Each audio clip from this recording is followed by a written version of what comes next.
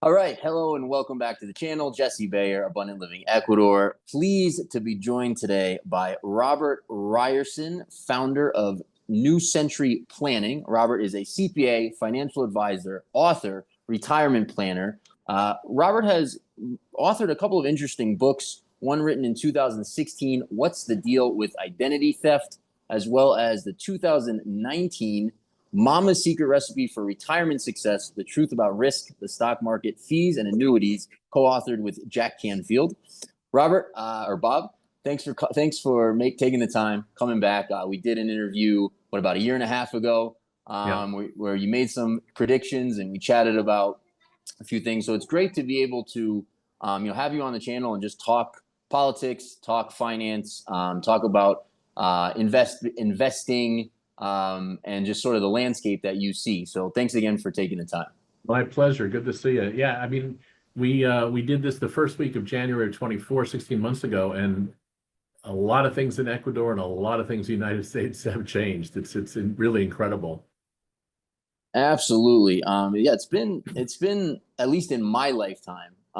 It's been the most fast-paced sort of geopolitical, political, financial changes that I've ever seen, as well as orders of magnitude difference in terms of we're not just seeing the same old par for the course, sort of, the left's a little bit over here and the right's a little bit over here, and they're all kind of talking about similar stuff and arguing about nothing. It doesn't seem to be that right now. It's But dramatically different. Yeah.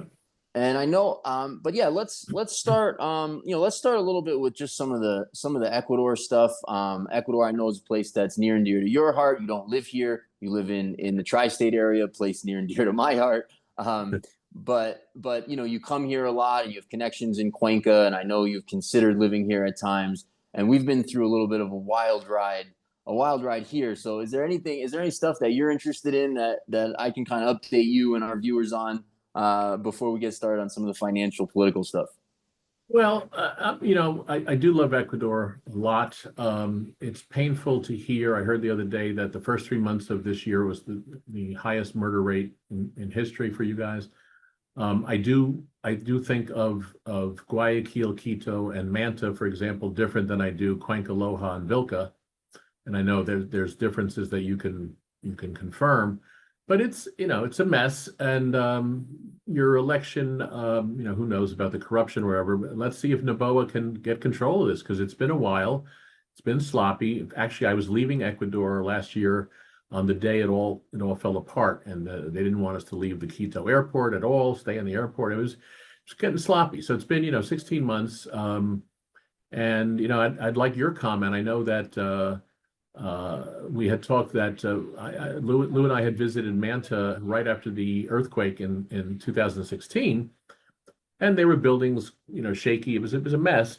And the mayor, who they later shot, I understand, had foresight when he got the money. He rebuilt it, and malls and good roads and all kinds of stuff, airport, and right now Manta's a mess. It's very risky. You wouldn't buy a condo there. I got close to thinking about that a couple times. So I'm really disappointed, because Ecuador could just be, you're close to nirvana there, but even your situation is dicey from day to day, I guess, right? Sometimes. Yeah, so I mean, Ecuador is definitely at a crossroads, you could say, in a certain way. I mean, it's such a small country. That's the thing as well, right? So the ship steers in different directions much more quickly than it does in larger places. Mhm. So we're definitely in a trying time here. I mean, when I got to Ecuador in 2013, Ecuador, depending on what statistics you looked at, was like the first, second, or third safest country in Latin America. Right. I believe the murder rate when I got here fluctuated between like 5 and 8 murders per whatever it is. I think it's 100,000. 100,000. I think we're in the mid to high 20s, I believe now. I think we hit as high as 40 not that long ago. So excuse me.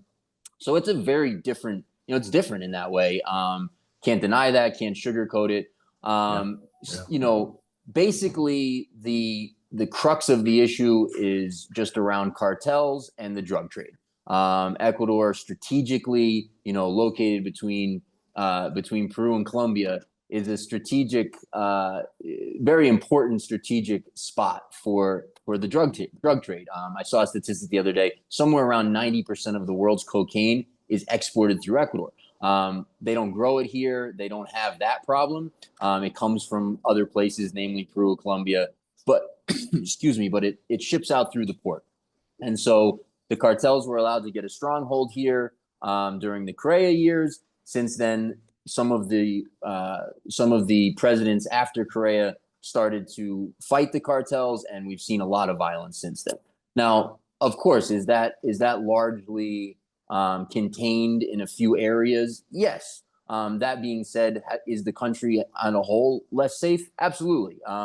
Even in this region, which is still very safe, my early years in Loja, 2013, 14, 15, 16, 17, 18, 19, all those years, there was almost no crime. It was almost shocking how safe the city was. It was like a 250,000 person city.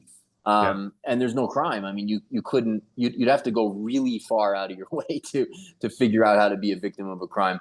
That's no longer the case. Now there is some crime in Loja. It's not terrible. It's not a dangerous city. It's still a relatively safe city, but it's not as safe as it was. And there's lots of reasons for that. Partly Venezuela's collapse in 2020, basically, where we had a wave of immigration and some different things going on. But yeah, the country's at a crossroads. I'm eternally optimistic always about everything, but I'm relatively optimistic. I like politically, at least rhetorically, and it seems some action is backing that up. What the president is doing, the current President Noboa, who's aligned with Bukele and aligned with Trump as well. And so he's definitely interested in cracking down and being tough on crime. And so we'll see how those efforts go. Yeah. I think you mentioned that there was talk of having a military base with U.S. troops entering Ecuador. Very controversial subject. They've talked about that recently. We'll see if it materializes or not. You may hear the familiar sound of a gas truck passing by my office right now. One of the background melodies here. Yeah, here in Latin I know America. that sound from several cities in Ecuador. Yes, right.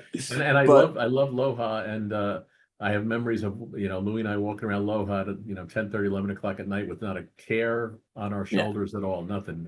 Yeah, and you can still do that in most of the city, but there's just a slightly different vibe than you had 5, 7, 8, 9, 10 years ago. I think to your point, I know in Cuenca there's people who were accountants in Venezuela who are doing the night shift at some crummy hotel now to keep themselves fed. So it's 100%. It's a big dramatic change. And to your point about the ports, the machala is the bananas going out of Ecuador, obviously, and Guayaquil.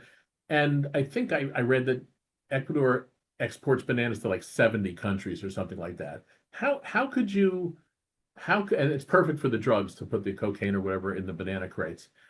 How could you possibly check bunches of bananas going out to 70 countries? It seems, right.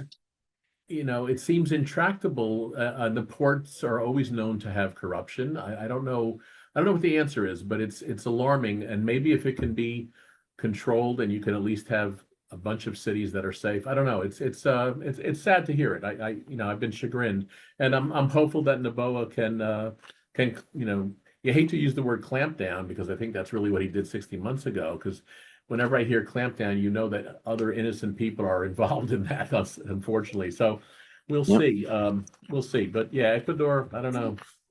Yeah, it's if you want to be conspiratorially minded, which in this case I'm naturally conspiratorially minded, certainly, but in this case I sort of lean not this way.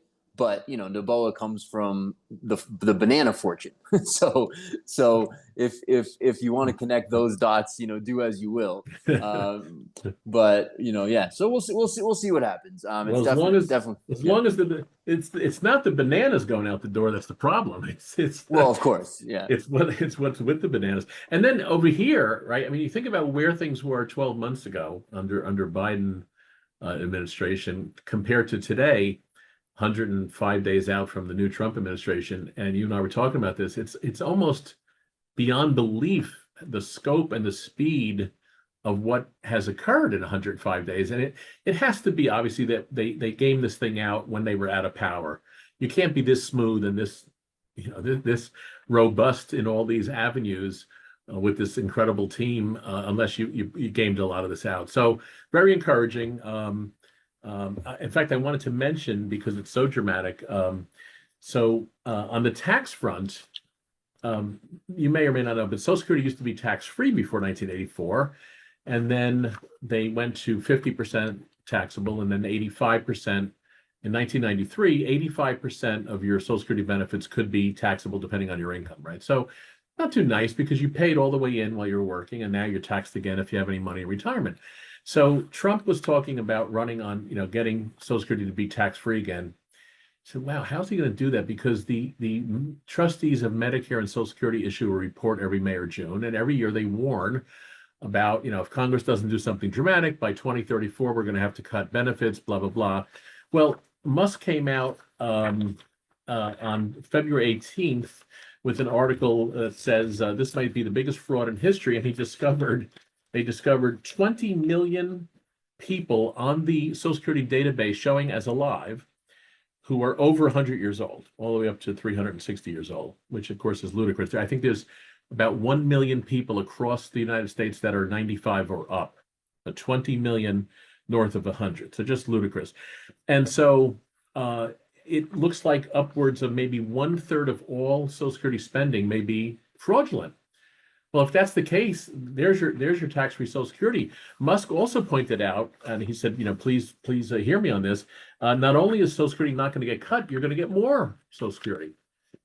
So I think the other thing he explained was that as bad as it looked, all those 20 million people as receiving Social Security, may be worse than that, in the sense that, and I didn't know this, but when you apply for other government benefits, Section 8 housing or food stamps or Medicaid, if you just give them a Social Security number, they check to see if you're alive in the database. They don't check that you're 187 years old or some nonsense. So in other words, the fraud could be worse than just the Social Security impact.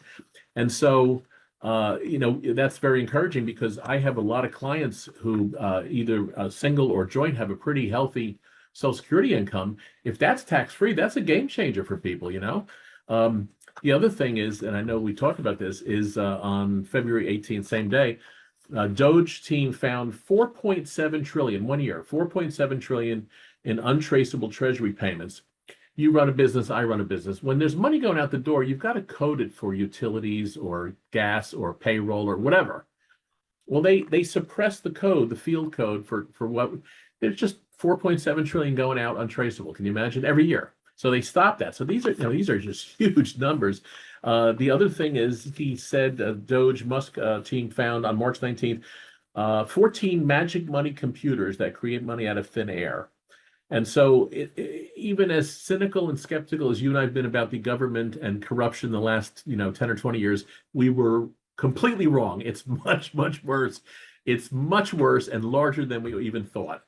So that's the bad news. The good news is, for the first time in our adult lives, it looks like they're going to bend the curve on this insane 36 trillion, this debt situation. I am optimistic. I don't know how fast the swamp goes away or gets cut down or drained, but there's some amazing things going on. The team is actively pursuing it. I mean, we're seeing headlines every day that we could only dream of a year ago, right? So we're optimistic. Sorry, I was a little slow unmuting there.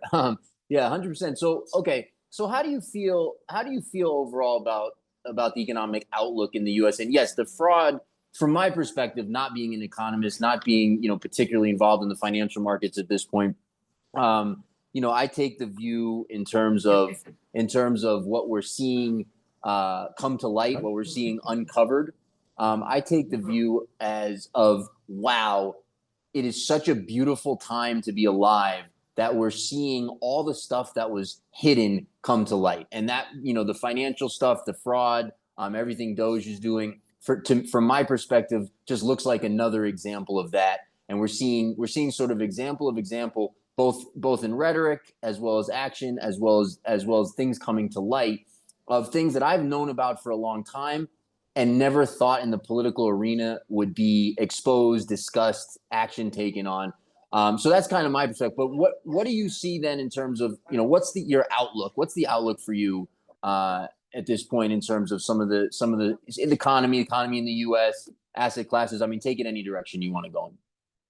So I agree with exactly what you said. We've never seen this. You have to be very optimistic. This morning, Trump cut a deal, the first tariff deal with United Kingdom. Very, very good. Much more to come. Of course, the big one is China. So this guy is trying to change global trade in a few months. And I think he's going to succeed. And as cynical as you and I were, and we knew that America was getting beaten up by everybody, it was much worse than we thought. It's disgusting what they were doing to us.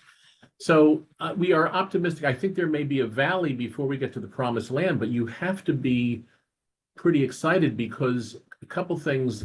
First, on the tariff front, right? So if you think about Macron in France, he cannot afford to lose the French wine or champagne business in the U.S. Can't afford it. Greek olives, Italian cheeses, whatever the case is, they have to play. China can't afford to do that. So China has to capitulate. China's in bad shape. If it's something like Hyundai making cars, well, then if they want to avoid the tariff, then they open a plant in Kansas City or Kansas or Missouri or something like that. So it looks like there's enormous changes and positive revenues coming from the tariff, from the recalibration of the global trade. Amazing, huge. Second thing, and he's not really mentioning this yet, but he did during the campaign trail. The idea, and you guys are familiar with it, the VAT in Latin America, some low 10, 12, 13% consumption tax. As you know, there's tons of Americans who really pay no taxes at all, very little taxes. But now if they buy a couch or a car, whatever, consumption tax, right? Maybe they exempt food and medicine and clothing, and like that. But still, it's going to be enormous revenue. So the two legs of the stool that we are excited about is the tariff situation, the global trade reorganization, plus the consumption tax. If they get rid of the departments and they get things out to the states and they stop fraud and abuse and waste, you could make the case for, which is huge, maybe getting rid of the income tax altogether, which is something he's talked about. He's even had Howard Lutnick, his commerce secretary. And now Lutnick, as you know, is a heavy Wall Street guy. So to have Lutnick out there saying it's not just Trump spouting something at 3 o'clock on Twitter, Lutnick the goal is to abolish the IRS. Two weekends ago, Trump said, can you imagine? Trump said we'd like to get at least 200,000, the first 200,000 tax-free for people. Jesse, the country would explode. I mean, if everyone keeps the first 200 grand that they make, you have every incentive to work, to start a business, to try this. I mean, I think the country would explode in concert with lower regulations. They're also opening up all kinds of stuff. He may open up, we're hearing persistent rumors of opening up trillions of wealth of minerals and metals and stuff out west in the US that have been stopped for environmental reasons or stopped for political reasons. So there looks to be, he calls it a golden age, there looks to be an incredible economic boom coming. The Social Security tax-free, if there's 200,000 or no income tax.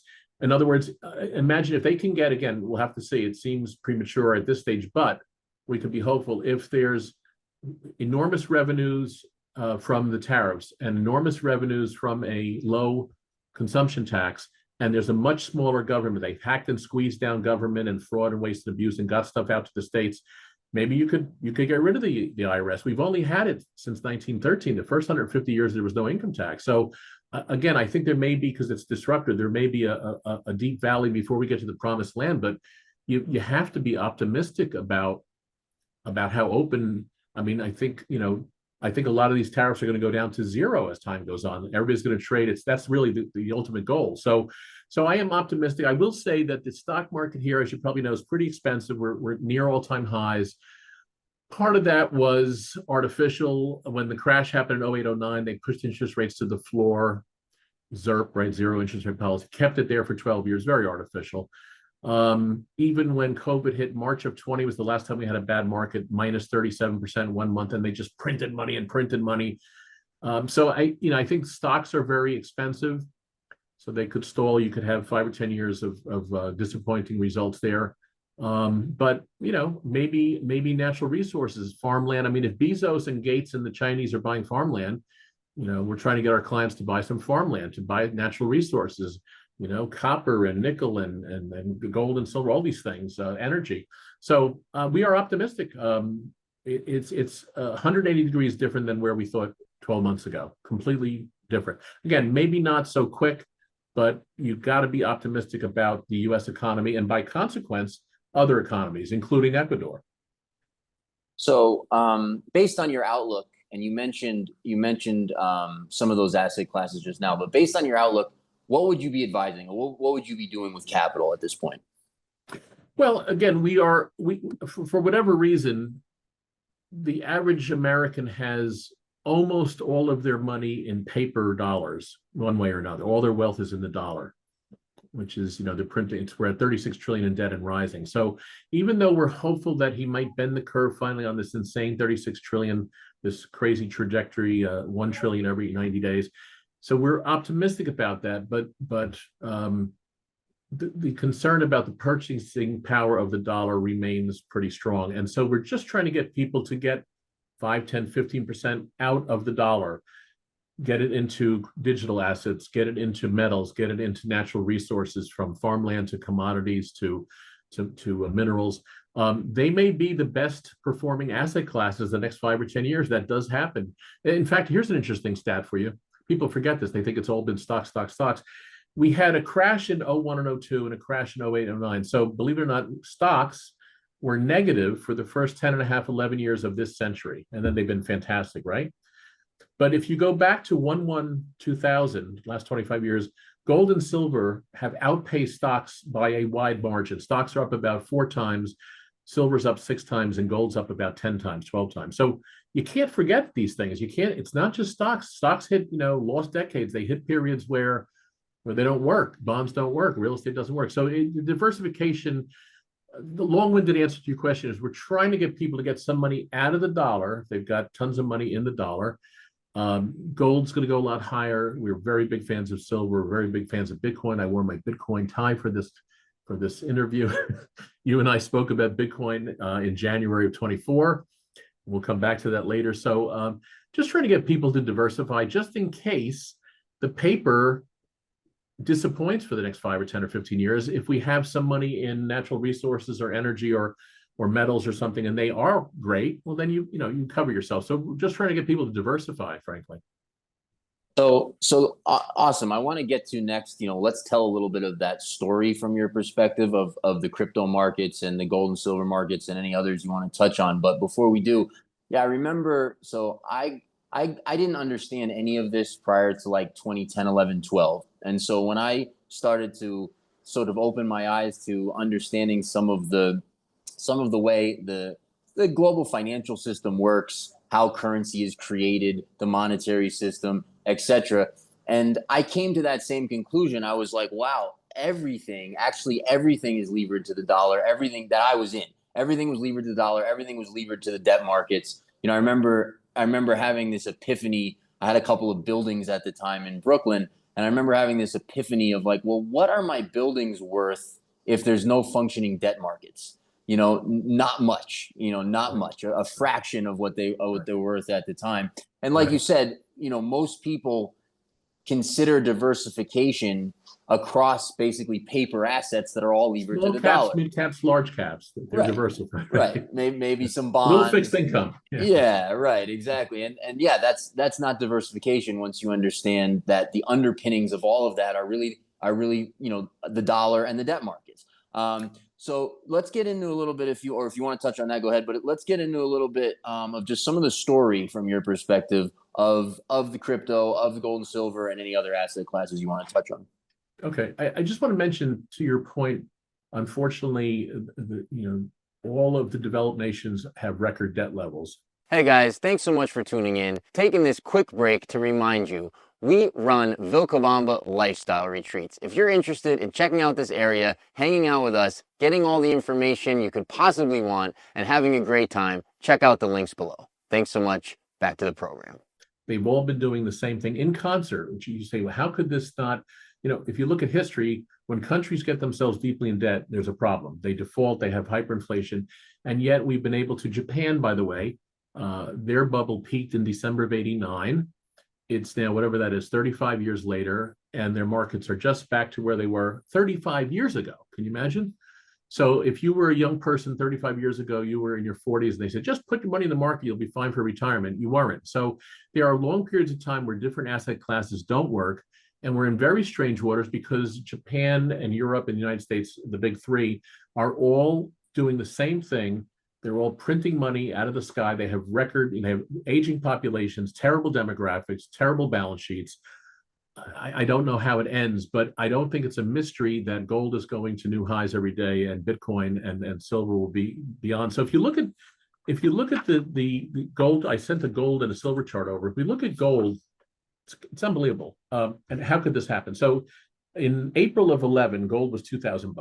We had a big bull market in spring of 11, gold and silver. That was the last big bull market. And then gold was last April, 13 years later, was also $2,000, right? So nothing for 13 years. Did Japan and the US and Europe add a little bit of paper debt in those 13 years? Yeah, insane. And Just a little bit. Just a little bit, right? And gold and silver were fast asleep. So that's nonsense. So there's a lot of artificiality. Now, the good news is gold, as we speak, is approaching 3,400. So that's a pretty big breakout from 2,000 to 3,400. That's 70% in 12 months, 13 months. The central banks of the world are buying gold at record 30-year record amounts. So that means they're getting money out of the yen and the euro and the dollar, right? This is the biggest money in the world. We should pay attention to what they're doing. Silver, by the way, is about $33. It was $50 in the last bull market. So it's still down 35% from 14 years ago. And there is 5 years in a row of a silver supply deficit, substantial deficit, record demand. So how can that be? Since when? If you and I go to Florida and there's a hurricane approaching and there's a shortage of plywood and gasoline, does the price go down? No, it goes up. So it's insane. And again, how long can you hold the beach ball under the water? So the silver and gold suppression still ongoing. Silver, it has to end. So we think silver is just an absolute gift under $50. It's $33. Record demand and 5-year supply deficits, and silver's $33. So last time I was with you, I made a prediction on Bitcoin at 39,000 that it's going to go crazy, and it's now 101,000. I will say that silver is an absolute gift. The world has to have silver. There is no shortage of gold. We need silver for smartphones, every electrical contact in your house, medical imaging, solar panels, electric vehicles, and here it sits. So that can't stay. So gold has broken out. By the way, the gold to silver ratio is 100 to 1 now. It takes 100 ounces of silver. And I know you're familiar with or I think you are, the historical ratio of gold and silver. I know. I don't know. I've listened to Mike Maloney and some of those guys talk about some of this stuff. I don't know the exact number. I know it's much smaller than it is now. Well, it's actually an interesting story, because going back over the last couple thousand years, historically, out of the Earth's crust, 15 or 16 ounces of silver would come out for every 1 ounce of gold. So loosely, the ratio was 15 or 16 1, a long time. More recently, it's been 50, 60, 70 to 1. But right now, it's 100 to 1. It's $3,300 for gold and $33 for silver.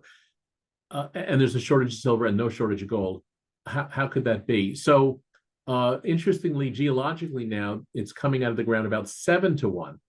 So you could make the argument it's more rare than gold. Actually, it should be 7 to 1, and it's 100 to 1. So somewhere this ratio, not that gold's not going to go higher. We do think gold goes a lot higher, but the play really is silver. If you sold your gold and bought your silver now, they're both going to go. But yeah, let's talk about the cryptos, because one of the other things that's happening, fascinating. The Trump administration is pro crypto, right? The opposite of the Biden administration.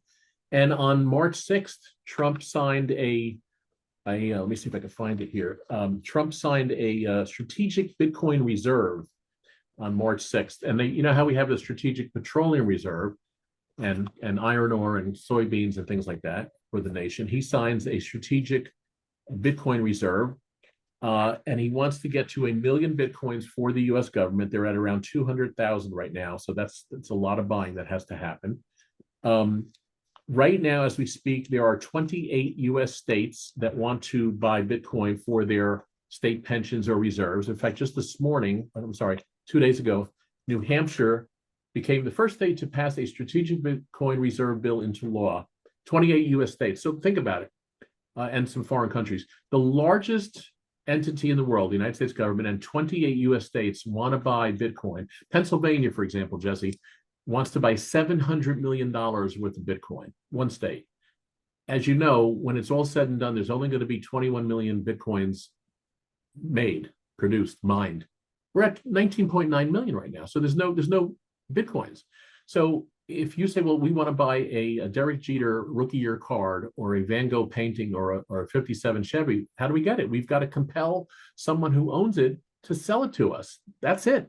So it's incredible. So we have people, for example, the CEO of BlackRock, Larry Fink, who's the biggest money manager in the world, said on October 15th, they think that the Bitcoin market cap will reach 50 trillion. That's 25 times where it is today. And if you're not familiar with it, there's a famous money manager here named Cathie Wood. And Cathie Wood is a tech manager. She's very highly regarded for tech, and she nailed it. Her claim to fame, she did Tesla and Bitcoin way back. And she says here, we were the first this is from Bloomberg about a month ago, we were the first public asset manager to gain exposure to Bitcoin in 2015 at $250. It's 100,000.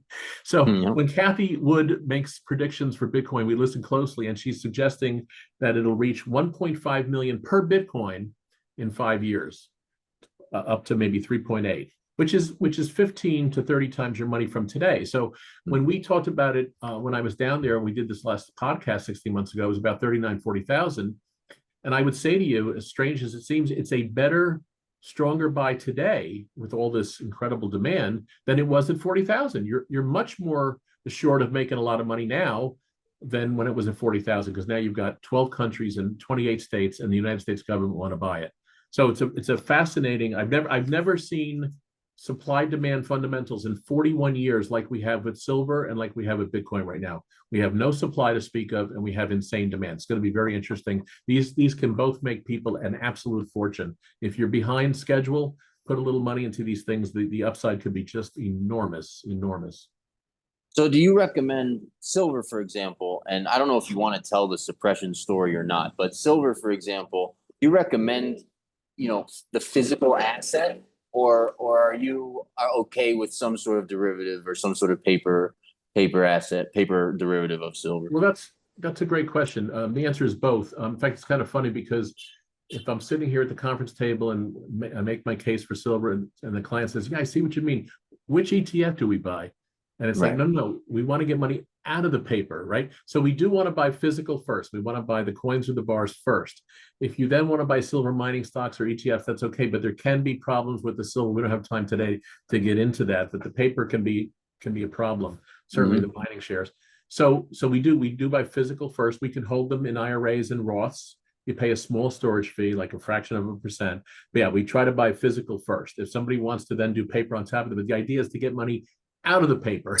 Physical gold and silver first, yes, and Bitcoin. We want to get money out of the dollar. Do you feel that the crypto story in general is a Bitcoin story, or are you also looking at some of the altcoins and some of the non-Bitcoin crypto? Well, there's a ton of them. I think the majority of them go to zero. They're nonsense stories. There are some use coins. I think there's certainly going to be blockchain-based entities, cryptos that make a fortune for people. We are bullish on a few, Litecoin and Ethereum and Theta and Veritasium. There's a few that makes a lot of sense. I think the bulk of them will not make it. A lot of them are silly and don't have any you won't even be able to regulate them. Not that I'm a regulation guy, but they do need to have some sort of regulation. So I think we're getting clarity. I think before we would do 5 altcoins, if we could have people buy some farmland or energy or minerals or copper or timber, there's ways to get money out of the dollar these might be the best performing asset classes the next 5 or 10 years instead of the paper. People are assuming it's just always going to be stocks, and that's not what history shows. So even though we're bullish on the stock market longer term, courtesy of all the changes we see, there's also going to be, I think, some very big money made in the natural resource arena. And so, yeah. So the altcoins, we'll have to see. Again, if there's ever a time to be bullish on altcoins, it's now, because you can have some runway to clear legislation, and you have a pro crypto administration. So I think the answer is yes, but Bitcoin, if Bitcoin appears to be a legitimate, 10 or 20 times your money situation right now, how much further do we want to look if everything is more speculative? So really, really big returns. I think the silver and Bitcoin story. Gold also goes further, but I mean, if you think about like the tech stocks right now, the Magnificent Seven, they've stalled obviously the last 6 or 12 months. These are great companies, but how much more? What do you want Netflix and Apple and Amazon to do for you at this point? What more can Google and Microsoft do at this point? These things are like $2 or $3 trillion a piece. They're worth, we could buy Portugal and Spain, or we could buy Microsoft. Really? So again, great companies. But I went through this 25 years ago. Names were different: Cisco, Lucent, AOL, whatever. I'll give you an example. When Microsoft and Intel fell from their late 99 highs, it took it was 2016 before they broke even. Can you imagine? So now everybody loves the techs again, but so the techs get into a bubble, and it's tough. So I don't know what people are expecting from tech. I think the AI thing is ahead of itself. You still have to make money from your AI deployments, right? So that may not be so quick. So I just think they're very rich. Can they go further? Of course, but boy, when you can do, silver that the world has to have, or Bitcoin that the world wants to have, or timber or soybeans or whatever, when you can, if the Chinese and Bezos and Gates are buying farmland, we should buy some farmland. I think there's better values out there than chasing NVIDIA, which makes their chips in Taiwan. No problem there, right? The valuations in tech are just remarkable to me. Let me. Oh, sorry, I didn't mean to interrupt. Continue. Yeah, just $2 or $3 trillion. It's not as if I'm an old timer. I go back in the early years of chip makers, IBM and Texas Instruments and Advanced Micro and Intel. The chip stocks were 6 or 8 times earnings, because within a year or two, there were new chips coming. So you never gave them, they weren't 20 or 30 times earnings. So Huawei in China is working hard against, NVIDIA is not going to stay on top of the hill forever. NVIDIA is very dangerous right now. The insiders are selling like crazy. So anyway, that's my comment about the tech stocks. Be careful, Yeah, from a valuation standpoint. Valuation, that's all. Great companies, just a valuation standpoint, yeah. Let me ask you, so I agree, with almost everything you're saying. I certainly agree with the outlook. Let me ask you a devil's advocate question. I have a friend who has this theory, and I'm curious to see what you think of it.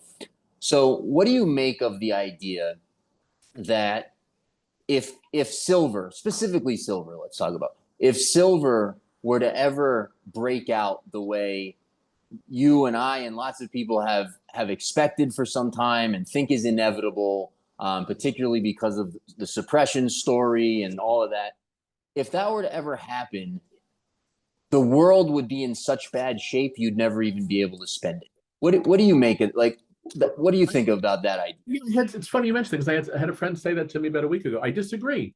The amount of silver in a cell phone, even the amount of silver in a car, if the Tesla cars take 3 ounces of silver and silver goes to $600, $1,000 an ounce, if the Tesla is 51,000 instead of 48,000 or 73,000 instead of 70, I don't see it as a game changer. The amount of silver going into digital, medical imaging and solar panels, and I don't see that as a game changer, because it's a relatively small amount. And so if the solar panels are more expensive, but they're more efficient, and silver is now $600 an ounce instead of 30, it's up 20 times. So I'm not in that camp. I struggle to see how an explosive move in silver, which would be fundamental, frankly, how that would cripple anybody. It's not enough use in a smartphone or in your refrigerators. It's just not enough I'm not in that camp. I'm not worried about a price explosion in silver wrecking the economy. Just not in that camp. I don't see it. It would be Yeah. incrementally maybe more expensive, but there's always improvements. I mean, look at what we pay for smartphones or big screen TVs now versus 20 years ago. So I think that on the tech front, which is mostly the use of silver, if copper and silver go nuts, I'm not in that camp. I'm not too worried about it. I think that there's other things coming that could offset that can mitigate that impact. Mm-hmm. Yeah, I agree. I guess the hypothesis on that, at least as a friend who I respect was representing it to me, is more so that in order for silver to explode, things would have to go so bad in the global economy for that story to play out. But anyways, I understand your answer. I appreciate that. Bob, let me ask you about some of the risks, some of the headwinds. What are some of the crises? What are some of the things people should be looking out for? What are some of the things you're nervous about? So, in the United States, we have a horrific situation with commercial real estate. I have 4 kids grown. None of them go shopping at brick and mortar. They just don't. So there's an enormous amount of retail space that's not going to make it. The largest mall in New York just went out, 315 million default. In fact, so here's the concern: if you and I default on our mortgages, if there's a bad cycle in residential real estate, and people are defaulting on a $300,000, a $500,000, $800,000 mortgage, bad enough. But when a mall goes out, or an office building in Baltimore or San Francisco or Denver, these are hundreds of millions of dollars, and the banks can't absorb this. So we have a banking crisis brewing. We have a very bad commercial real estate cycle. There's 2 or 3 trillion of maturing short-term commercial debt is mostly 10 years. So if I come to you a year from now and say, hey, I know interest rates are up quite a bit. Can you, and I'm 61% occupied, can you roll me for another 10 years? No, I can't roll you for another 10 years. So I don't see how we avoid a banking crisis. And that's usually where the market, the credit crisis, the market's crashes are usually start with a banking crisis. So I remain very concerned about that. That's a serious headwind. I don't think you can change all this commercial real estate into residential. I think that's a pipe dream. It may work in some cities. So very bad outlook for commercial real estate. I don't see that changing. I don't see everybody running back to work in office building. I got to be in downtown Denver. I've got to be in downtown Dallas. No, you don't, So that's a concern. And then, of course, there's always, we use the phrase black swan event. There's always black swans circling above. Japan is always a nightmare. China has some serious issues. There are 2 or 3 hotspots. This war, India and Pakistan, who knows, the Ukraine, the Middle East. So there's always black swan events that can happen. And so the other thing we urge, because frankly, to be honest with you, I have, and it's understandable, 15, 16-year bull market. I do a dinner seminar, I do a presentation, people come to see me and they're 65, 70, 75 years old. They've got all their money in the stock market at all-time highs. Could we do a little chunk safe, in case what hits the fan? Because if you're 59 or 63 or 71 and you hit one of these lost decades, and we're sitting talking about it at all-time highs. So we try to urge people to do more boring stuff, to do guaranteed income streams or CDs and bonds and annuities, to get some money safe so that no matter what the hell happens, you're good. You've got your income base. We do a lot of income planning, and we try to build on top of Social Security 1 or 2 pensions so that no matter what the hell happens, if the markets are great. If they're not, you're still sleeping at night. You've got your income situation taken care of. And obviously we are bullish on the tax outlook, and that would be icing on the cake. If we can build guaranteed income streams and we have a better tax environment, wow, then let's grow. Let's be aggressive. But so those are the concerns. I would say the commercial real estate and the banking situation, the debt remains insane. Again, I'm optimistic that the Doge effort, that things are going to change and they're going to bend that crazy curve on the debt, but it's still there right now. We still have concerns on that front. So longer term bullish, but could we hit some deep valley before we get to the promised land? Certainly, could be. It's very disruptive. This guy's, again, he's trying to change the global trade in a few months. I think he's going to succeed, but it's extremely disruptive. It could be could be sloppy for a while, is what I'm saying. Yeah. No, it's been a fascinating time. I mean, Fascinating. we're hearing rhetoric, seeing actions, and just it's been just a total sea change. Amazing. I It's been amazing. I didn't pay from 2000 like 10, 11 in there up until around 2020. I paid zero attention to politics. My conclusion was that they're all controlled. They're all controlled by the same people. They're all making sort of red herring arguments. They're just arguing for argument's sake. There's not none of this Same is team. They change the quarterback once in a while. Same team. exactly. And so I tuned out entirely, and it wasn't until 2020 I started paying just a little bit of attention because I started to hear some things I never thought I would hear, and we're like orders of magnitude now past where we were then. It's really a remarkable time. I never thought I would hear higher ups in an administration or even a president talking about abolishing the Fed or or talking about the monetary system and so on and so forth. So, Bob, is there anything I haven't asked you about or we haven't covered that you'd like to cover before we wrap up? No, I think we've had it's a broad range, and like you said, it's kind of amazing. You got to look at the news every day because there's just incredible things going on and being accomplished or being talked about. It's amazing. On the rabbit hole front, I would say to your point, I also think I'm also hearing things not on the mainstream media, but the alternative media is talking about, there's 30,000 beds at Gitmo. Obama and Biden wanted to close Gitmo. Not only was it not closed, it was expanded dramatically, right? And Trump is mentioning this. And I think they're not going to fill 30,000 beds at Gitmo with gang members, maybe some, but Bukele will take a bunch of them.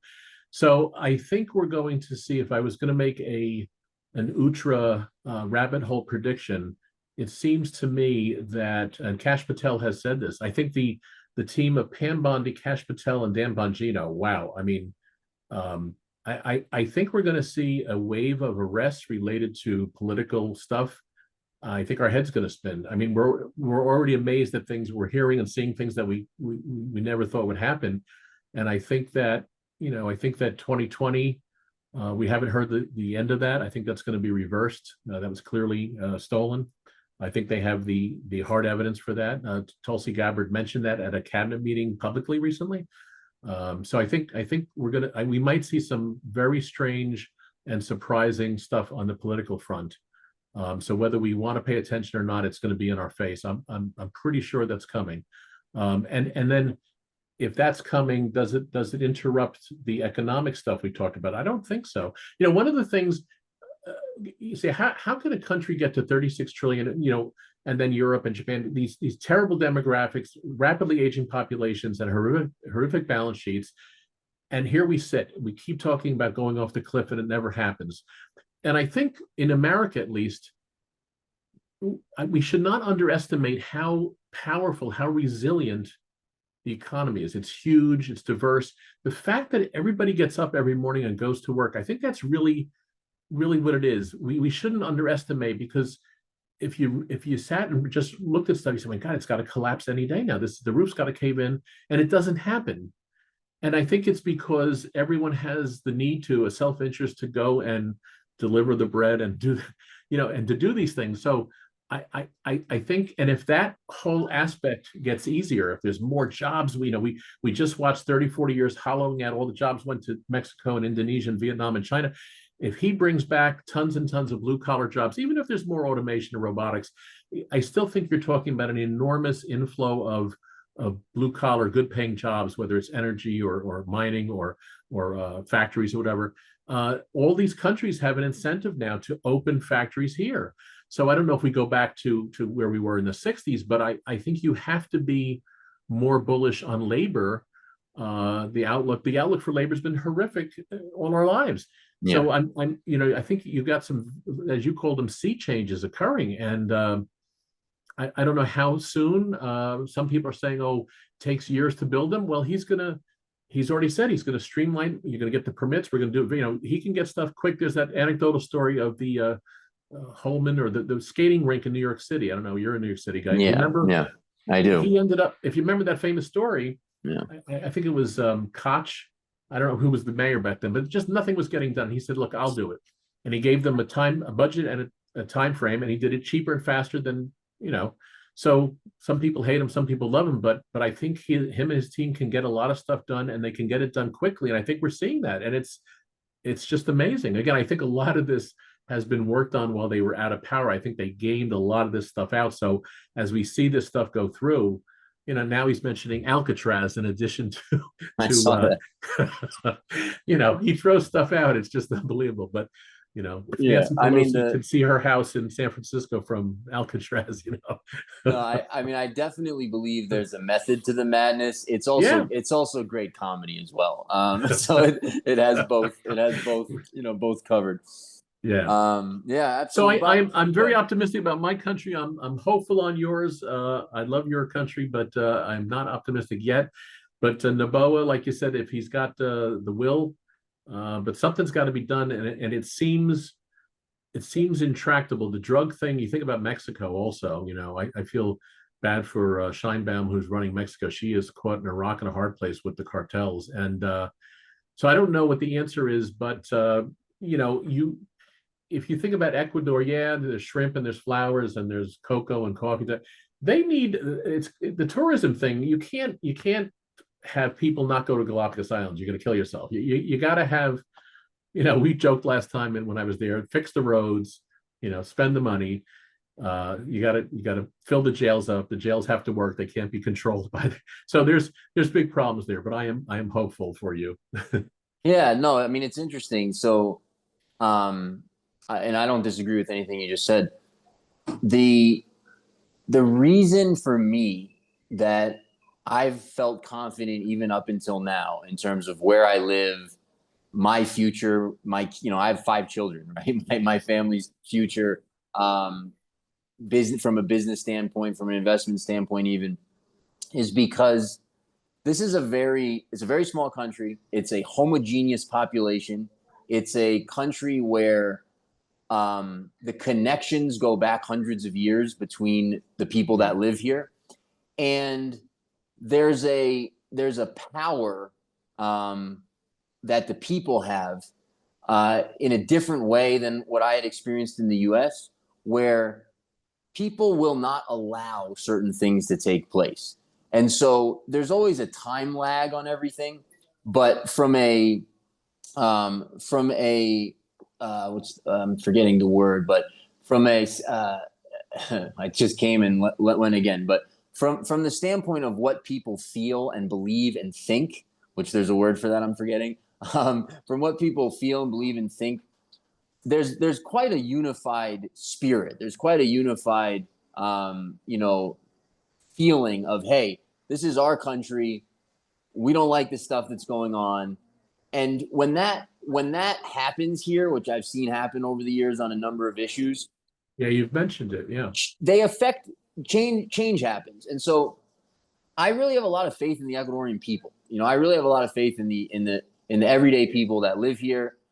They've never trusted in the institutions in Ecuador. They've always assumed the government's full of crap and they're all corrupt and they're all stealing. And so it's a different mentality, right? It's people here don't call 911 thinking that's going to save them. They organize in the community and do it that way. And that's Right. just kind of a microcosm of how the country is on everything. And so for me, yeah, I don't know what the future holds. It is a tall task. It is a difficult situation. There's no question about it. But yeah, I've always come in all these crises that I've lived through over the years here. I've always come back to that as sort of where I put the reason I don't leave, the reason I don't get scared every time something happens, or there's some crisis, or there's a political crisis, or whatever it is, economic crisis, and we've been through several of those, several of both of those since I've been here. Yeah, I really trust the people, and so we'll see how it all plays out. It's very interesting, very uncertain times, I'd say, everywhere in the world, here included, and it's a great time. It's a great time to be alive. It's Absolutely. yeah, Absolutely. Every day is you never know what's going to come. I check a few things every morning, and I prepare myself for what. Nothing will surprise me at this point. 100%. Yeah, and a lot of it's very beautiful. I really Yeah. see things moving in a very positive direction in many ways. Yes. As they also move in a negative direction. It's a very sort of dichotomous, split Yes. in that way. But yeah, I'm very optimistic. I love the way humanity's going in general. I love seeing some of these leaders, even in Europe, that seem to be coming around to a more sane governance Well, think about, to yeah, your point, and then to your point, we can finish with this. sure. South Korea, they arrested the president trying to expose the corruption. Romania, they said, they took away the guy who really won. The AfD in Germany, Marine Le Pen in France. You've reached the point Italy now as well. where the corrupt, love the one in Italy. The corrupt, cabal establishment, deep state in these countries is running up against Right. the will of the people. To your point, Yeah. they're right now they're still suppressing this, but I think the other day in Romania, the guy won anyway. They can't stop. It's a lot of stuff is being revealed. You said it earlier. Yeah. A lot of stuff is coming out. They can't suppress it anymore. The people are more awake. So I don't know that soccer and TV, I don't know that they'll be completely distracted if things get bad enough. And to your point, in Ecuador, I hope that the people demand and force the issue. Some of this stuff has to stop. There has to be a certain level of security. It can't be, same thing with Mexico. By the way, one of the rumors we're hearing is that, because he's got a lot of stuff on the border, is that Trump is going to go in and kind of stop the cartels, which seems like an impossible thing. But if him and the team, if they can really thwart the cartels and crush them to a good degree, because Mexico should be a rich, great country. It's a horror show. Everywhere should be. Everywhere, right? Colombia, Everywhere. I mean, all these rich countries, Congo, Yeah. Venezuela. The Congo. Yeah. Anyway, it's great to talk to you. No, I appreciate your time. I enjoyed the conversation. So yeah, we'll get all your slides up. Oh, let me ask you this, Bob. If people are interested in working with you, professionally, should they go to your website? Is there a link you want me to put? Is there anything you want to just mention here now? Yeah, I believe we have plenty of click here's, for a consultation or wherever on the website. So it's newcenturyplanning.com. Mm-hmm. And there's plenty of clicks there to whatever you're interested in. And I think it comes to either me or to info@newcenturyplanning, and then we'll reach out to you and do a Zoom. I also get down there periodically. So hopefully the next time you and I do this, I'll be sitting with you in Vilcabamba. Perfect. Well, we'll end there, other than to say, I don't know if you're a basketball fan, but the Knicks up 2-0 in Boston. Did you catch that? No, I didn't. I'm a Knicks fan from when I was a kid, but I haven't been able. I've been too busy. Recently. All right. I've been too busy. Yeah. I am watching Aaron Judge batting over 400 though. I know, that's remarkable too. Isn't that insane? As a Mets fan, I wish him the worst, but I didn't know that. So well, we all have our flaws. All right. Anyway, good to see you, bro. Have a great day. Appreciate it. All right. Take care. Thanks a lot. Take care. All right. Bye-bye. Hey guys, we're here in Vilcabamba with the Abundant Living team. To learn more about our next retreat, click the link in the description down below. From our family to yours, welcome to Vilcabamba.